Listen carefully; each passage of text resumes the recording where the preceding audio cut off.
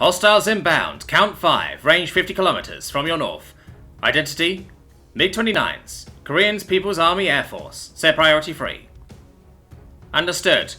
Aviator Piliolytics replied over his radio, barely paying attention to the information from his battlespace coordinator. He had bigger issues to deal with, like the missile currently chasing him. Why only 3? Piliolytics' wingman, Ariotiopoulos, replied. As he spoke, Piliolytics took his champion model fighter craft into a dive, heading straight for the ground.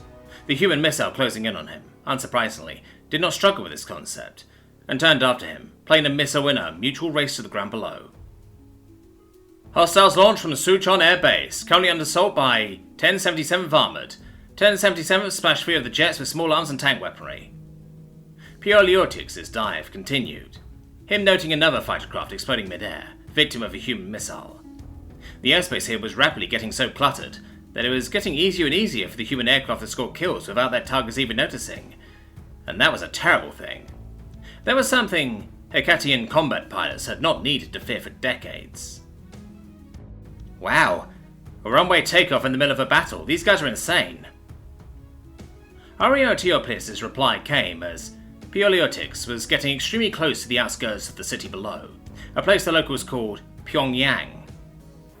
He pulled up, the small and slender champion class rapidly executing the maneuver with all the thrusters at its disposal. Racing across the rooftops, Piliolytics could see the locals attempting to fire upon his craft with anything they had to hand. A twin-barreled autocannon on a nearby building sprung to life, launching shells his way, right as the missile that had been chasing Piliolytics ploughed into a small house, detonating and blowing it to shreds. Hopefully that got a few more of the vermin, Piliolytics thought to himself. He didn't get this war.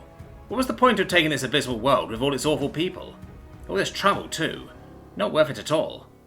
If they ordered him to drop a nuke on this place, he wouldn't even think twice before executing that mission. He rolled the craft slightly, aiming for the autocannon and firing in short bursts from the plasma cannons of the fighter craft. There was an explosion, and then Piliolytics pulled up once more, putting the excellent engines of the champion class to use in a vertical climb. Ha ha! Score another! How many you want, eh?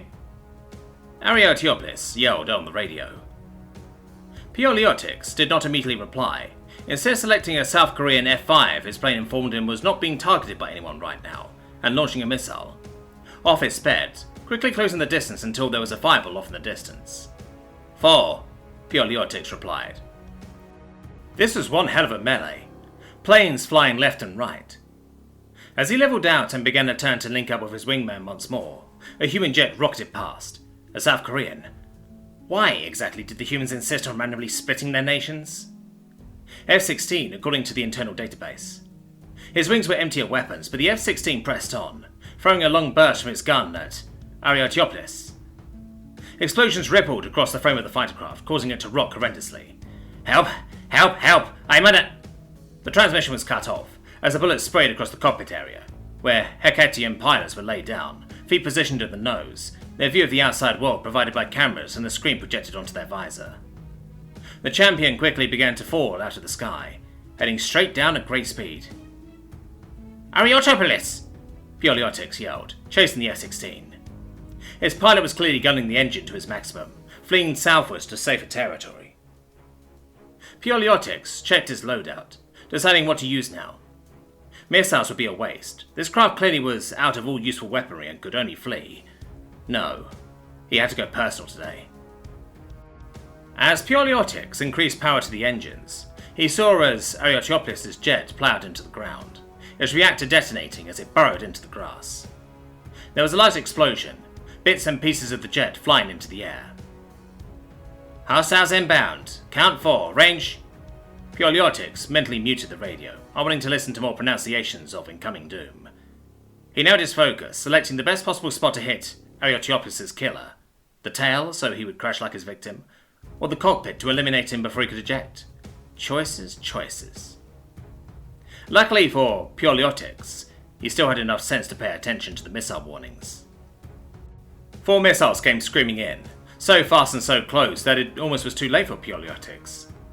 Once again he dived, throwing off vast amounts of chaff and flares in an attempt to confuse the primitive human designs. One sailed far overhead, something clearly having gone wrong with its maintenance and rendering it useless. Another fell for the flares, while the other two kept on charging in. Running a quick mental calculus, Pioleotix could tell he couldn't make it to the ground before the missiles would catch him. Their origin, two of the North Korean MiGs he had been warned of earlier had launched them very close, so they had a lot of energy still to work with. And while the champion was fast, it wasn't able to accelerate fast enough to make it out here. Of the other three, one was now moving to escort the F-16 out of the area, while the other two were pouncing on a separate fighter craft. So we only really had one option. Mid-air he pulled the fighter craft up at an angle so steep it would have likely insta-blacked out a human pilot. He had his gravity generators working though, and so it merely felt very punishing, not dangerous. The VTOL engines of the champion strained at max power, thrust-vectored engines quickly trying to pivot him. Another missile shot on past, heading for the ground below. Then the final one, trying its best to deal with a target maneuvering in a way its designer could never have believed possible, simply failed and missed. Now the MiGs were angry. They both peeled off, coming into a dive to try and intercept the now rising champion. Each shot off another of their missiles, but another round of flares was sufficient this time. Pioleotix pivoted yet again, pulling out of the climb and turning for a merge with a pair of human craft. He activated the button for his plasma cannon, firing a few short blasts. Both of the MiGs broke off, skillfully evading the plasma. Pioleotix turned, keeping his plasma cannons on the one on his left.